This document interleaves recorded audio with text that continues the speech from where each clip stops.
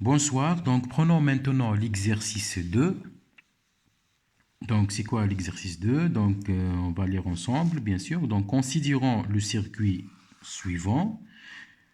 Déterminer les paramètres hybrides de ce quadripôle. Il nous a donné le schéma équivalent. Ça, c'est le schéma électrique équivalent d'un quadripôle Q avec des paramètres hybrides. D'accord? On va déterminer les paramètres hybrides de ce quadripôle. Pour déterminer les paramètres hybrides d'un quadripôle de façon générale, donc on doit écrire les équations qui caractérisent les grandeurs physiques en question.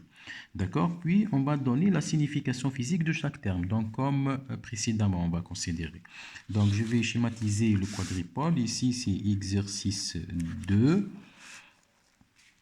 Donc, ça c'est R1, ici c'est le générateur AV de sortie, ici c'est R1, ici c'est grand I. Qu'est-ce qu'il a écrit ici? C'est la tension VE, d'accord?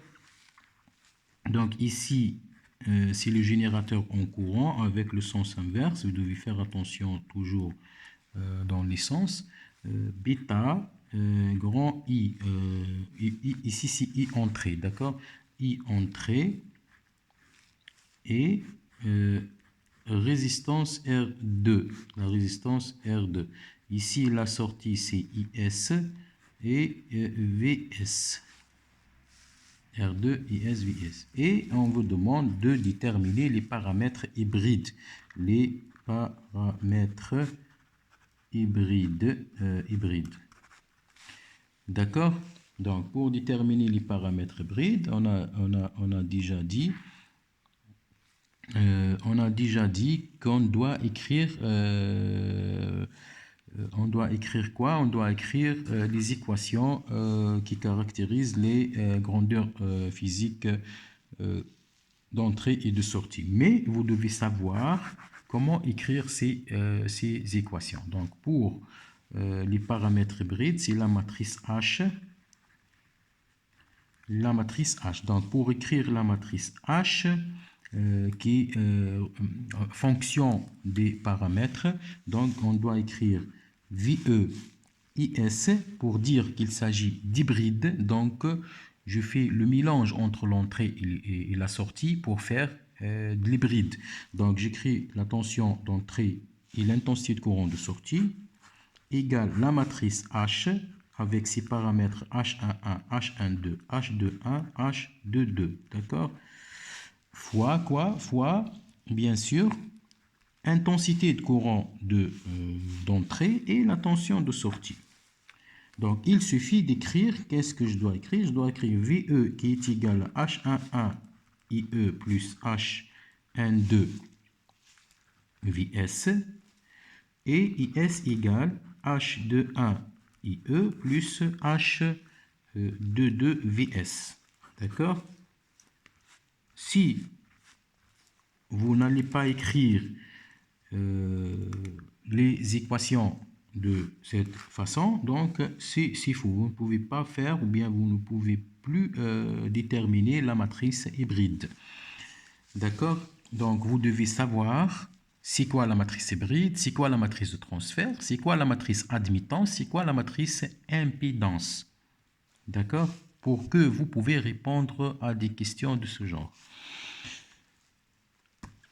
Donc, j'écris maintenant, je peux écrire directement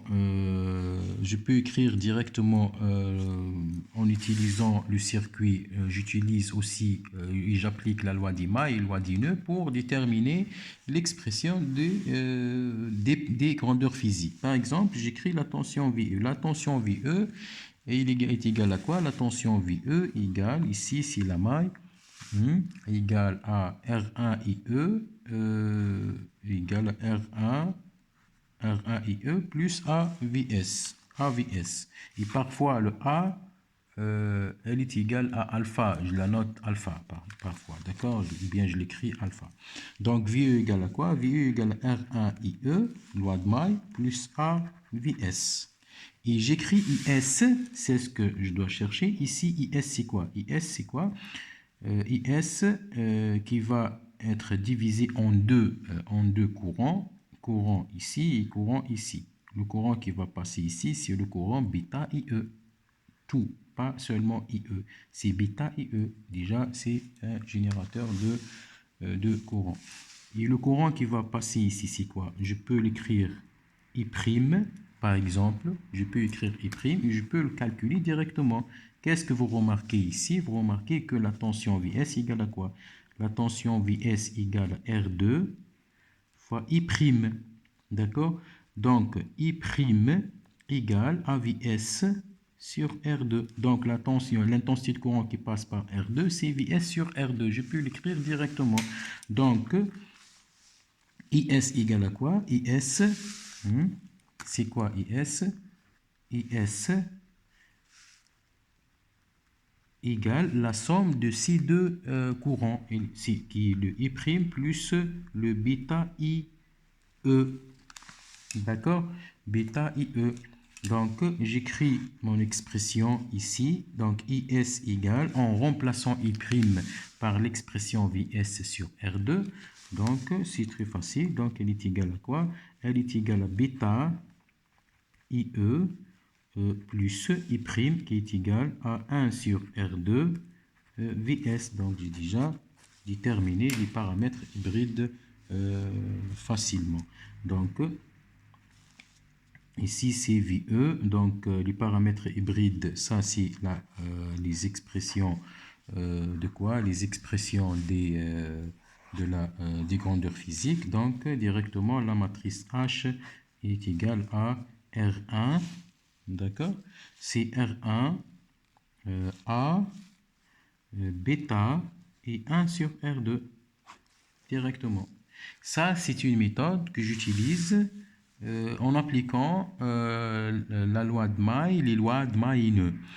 Je peux considérer la méthode précédente qu'on a utilisée dans l'exercice 1. C'est quoi la méthode? C'est d'écrire comme d'habitude H11 égale à quoi? H11 égale à VE sur IE lorsque Vs égale à 0. Et je peux le trouver facilement. C'est-à-dire, je fais... qu'est-ce que je vais faire? Je vais mettre Vs égale à 0.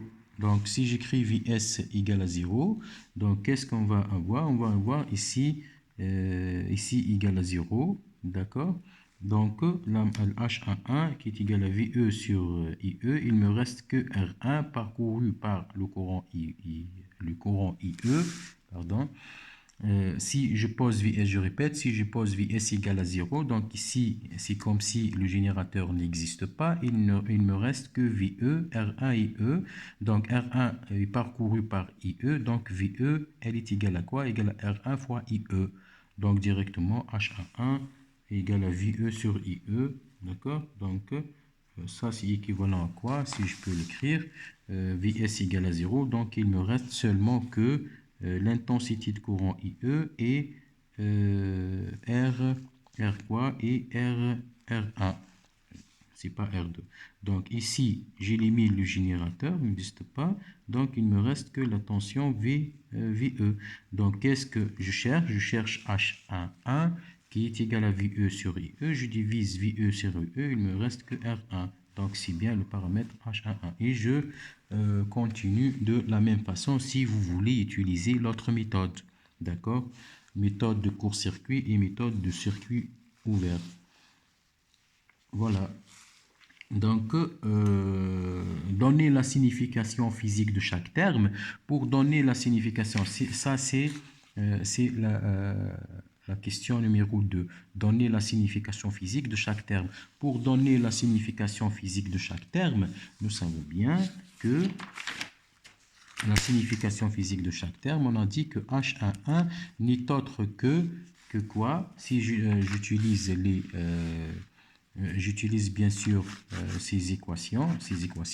Donc H11 n'est autre que VE sur IE. Je peux l'écrire VE sur IE lorsque VS égale à 0. C'est quoi? Je divise la tension sur l'intensité. Si je divise la tension sur l'intensité, et je remarque ici que H11 égale à R1, hein, H11 égale à R1, donc c'est l'impédance.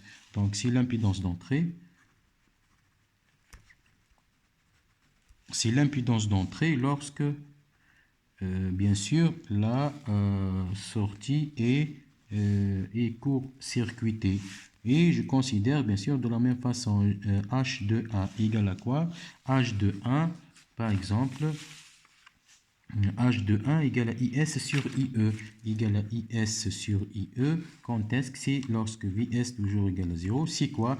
Je divise les mêmes grandeurs physiques l'un sur l'autre et ce sont de même type. Donc c'est le gain en courant. C'est pas le gain inverse puisque je divise la sortie sur l'entrée. Donc c'est le gain, tout simplement gain en courant lorsque la sortie, comme d'habitude, est CCI court-circuité.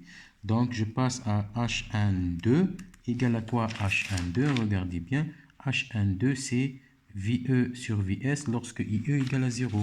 Donc égale à VE sur VS lorsque IE égale à 0. Donc j'ai divisé les mêmes grandeurs physiques de même type, mais ils sont inversés. Donc c'est le gain inverse, c'est le gain en tension inverse, gain en tension inverse, bien sûr, quand entrée ouverte. Voilà, entrée ouverte. Et la dernière, c'est H22. H22, c'est quoi le H22? Le H22 ici, c'est le IS sur VS lorsque IE égale à 0. C'est le IS sur VS lorsque IE égale à 0. Ici, des grandeurs physiques de différents types. Donc, c'est plutôt IS sur VS. Donc, je divise intensité sur la tension. Et qu'est-ce qu'elle va donner? Elle va donner l'admittance. C'est l'inverse de l'impédance. C'est la admittance. C'est l'admittance. C'est l'admittance de sortie. C'est l'admittance de sortie à entrée, entrée ouverte. Voilà, entrée ouverte. Donc voilà pour cet exercice. Merci pour votre attention et à la prochaine vidéo, Inch'Allah. Merci.